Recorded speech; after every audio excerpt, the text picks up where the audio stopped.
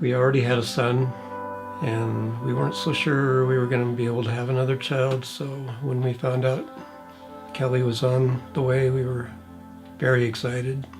She grew to be what I always said was precious and precocious. She was a joy every day, although she certainly had a stubborn streak in her, but having her in our lives was just wonderful.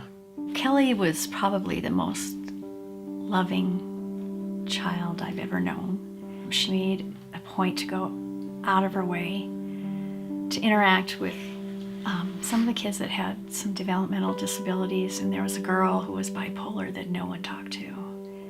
And Kelly always made sure she talked to her. She was incredibly compassionate to the kids at school that were marginalized. We want that to be her legacy.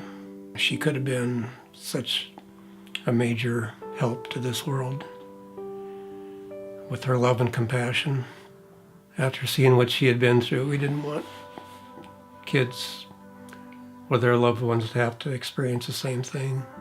She had had a friend, her best friend since kindergarten, who turned out to be kind of the it girl, and she decided that Kelly probably shouldn't be in the in crowd anymore. So she made sure that Kelly wasn't included in anything anymore. And Kelly had a lot of friends, and there were a lot of them that didn't want to go along with it, but yet, you know, the pressure, the peer pressure is just really strong. So unfortunately, nobody had the courage to stand up and say no. The bullying really started on MySpace, which was the precursor to Facebook. And then it continued in the hallways and at cheerleading practice. It was brutal. They spread lies about Kelly. They destroyed her reputation. I mean, it came to the point where she would come home after school and just slink into my arms and start sobbing and asking me why they were doing this to her. And I honestly had no answers. We complained to the school, and it only made it worse. Kids would be called into the principal's office and given a slap on the hand, and then when the next time they would see Kelly, they'd say, "Oh, you had to get your mommy and daddy involved, huh?" And teachers would turn a deaf ear to it in the hallway. It got so bad her freshman year that in the spring of her freshman year, we actually had to pull her out of school. She finished at home. And she spent the rest of the spring and all of summer alone. Nobody tried to call her, contact her, to do anything with her. It was heartbreaking. There were times when I was concerned that she would kill herself because it was bad. She was just looking for anybody to love her and accept her for who she was. She reached out and she found a couple of boys from Butte.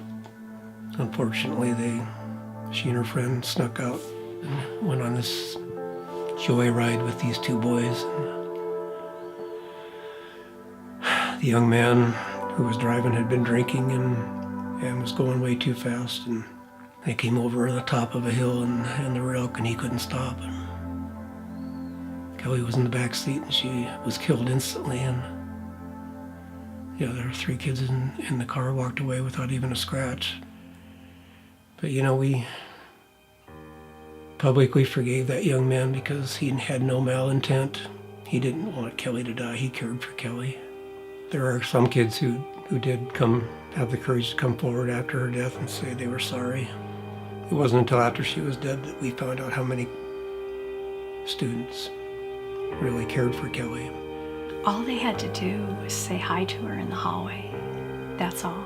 I mean, she reached out to other people. I just wish there would have been someone in her group of friends that would have reached out to her. There's power in numbers, and if some of those kids would have grouped together and stood up for Kelly, oh, what a difference it would have made. When I think of all the pain and suffering we've been through with losing Kelly, I mean, really, if we could spare one family from going through this, it would be wonderful. I want those kids out there to know that if they just can muster the courage to say, stop, this isn't cool, other kids will follow. They don't realize how much power they hold, and it can actually save a life. That's what we hope our program can produce, is power of a positive look, power of a smile, power of reaching out, even power of a note, all done in kindness. It can make a huge difference.